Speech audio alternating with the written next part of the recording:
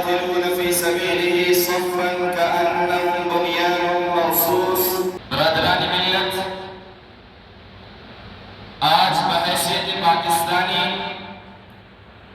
ہم سب کے لیے انتہائی سرور، خوشی اور مسرت کا دن ہے کہ آج ہی کے دن 14 اگست 1947 کو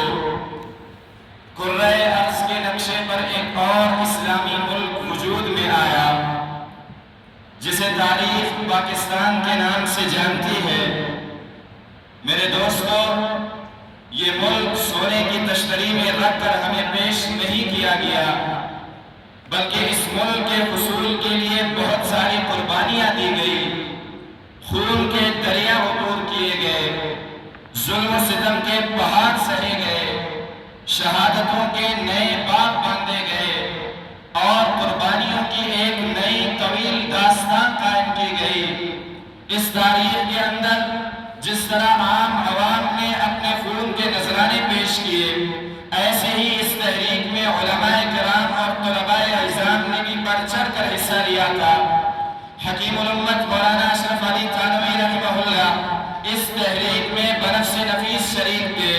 اور گھر گھر، گلی گلی، کوچہ کوچہ یہ پیغام انہوں نے پہنچایا کہ اگر امن و سکون کے ساتھ اسلام کے احکام کے مطابق زندگی گزارنے کی خواہش ہے تو ہمیں ایک الگ اسلامی ملک کے حصول کو یقینی بنانا ہوگا۔ علامہ ظفر احمد عثمانی، علامہ شبیر احمد عثمانی رحمہ اللہ جیسے جلیل القدر علماء کرام اس تحریک میں بنفس نفیس شریک تھے اور انہی قربانیوں کا اعتراف تھا کہ جب پاکستان مورث وجود میں آیا تو مغربی پاکستان یعنی موجودہ پاکستان میں قائد اعظم محمد علی جناح رحمہ اللہ کی موجودگی میں علامہ شبیر احمد عثمانی رحمہ اللہ نے اپنے دست مبارک سے سبز ہلالی پرچم ہلایا تھا، اور ڈھاکہ کے اندر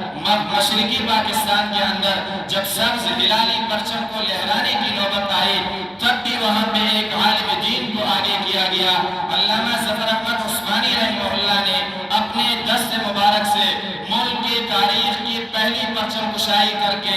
آنے والی نسلوں کو یہ پیغام دیا کہ یہ ملک کسی کمیونسٹ کا آزاد کردہ ملک نہیں ہے، یہ ملک لبرلز کا ملک نہیں ہے، یہ ملک بےہودہ فحاشی اور عریانی کے لیے قائم نہیں کیا گیا۔ اس ملک کے لیے علماء نے قربانیاں دی ہیں، اس ملک کے لیے طلباء کرام نے جانوں کے نذرانے پیش فرمائے ہیں، اور آئندہ بھی اس ملک کا جو دستور ہوگا وہ دستور اسلامی اور قرآنی دستور ہوگا۔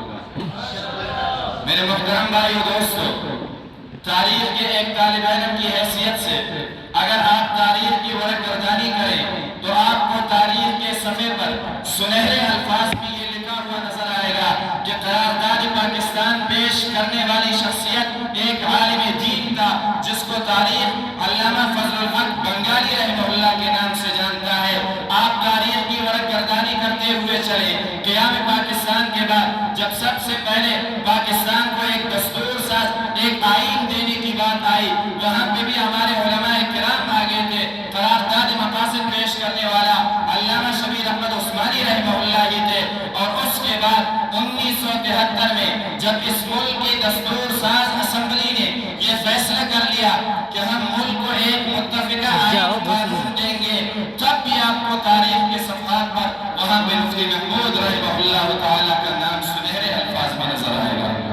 الحمدللہ اس ملک کے لیے ہمارے اکابر نے قربانیاں دی ہیں، ہمارے بزرگوں نے خون کے نذرانے پیش کیے ہیں، ہمیں اس ملک پر فخر بھی ہے، اور اس ملک کے لیے جس قربانی کی بھی ضرورت ہوگی کسی بھی میدان میں ہم دریغ نہیں کریں گے۔ یقیناً نظام کے اندر نقائص ہے، لیکن الحمدللہ اس وقت پورے کرۂ ارض میں جہاں پہ سب سے زیادہ اسلامی آزادی ہے وہ ملک وطن عزیز اسلامی جمہوریہ پاکستان ہے۔ آپ کو اس بات کا یقین نہیں ہوگا، آپ خود حضرات سے پوچھ سکتے ہیں جو دنیا گھوم پھر کر آئے ہیں، اسلامی ممالک میں جا چکے ہیں، آپ کو اسلامی ممالک میں بھی اسلام برائے نام نظر آتا ہے، آپ کو اسلامی ممالک میں بھی مدارس پر پابندی نظر آتی ہے، آپ کو اسلامی ممالک میں بھی ائمہ و خطباء علیہ اعلان بات کرتے ہوئے نظر نہیں آئیں گے۔ یہ پاکستان ہی کا کرشمہ ہے کہ یہاں پہ ایک عام عالم دین چاہے مسجد کے منبر محراب میں ہو یا وہ عالم دین چوک چوراہے پر ہو، اپنے دین کی بات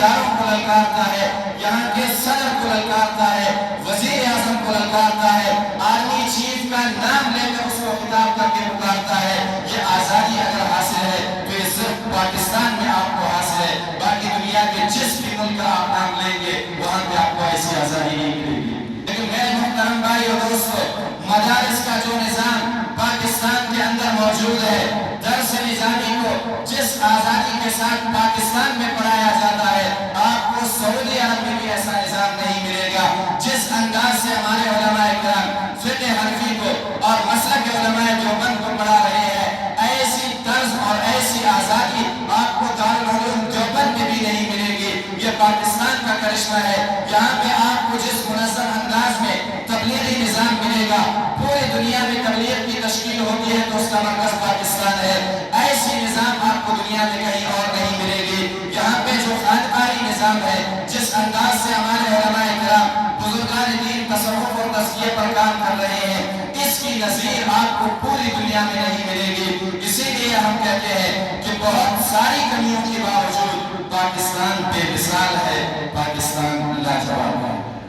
بے شک